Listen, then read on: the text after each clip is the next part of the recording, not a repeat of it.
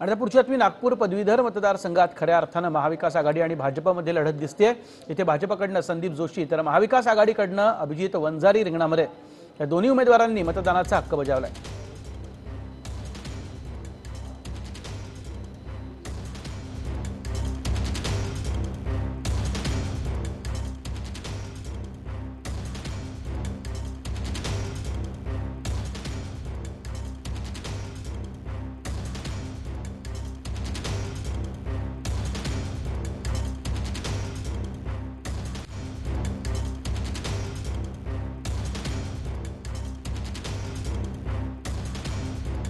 आपण बघतोय नागपूर पदवीधर मतदारसंघाची निवडणूक आहे।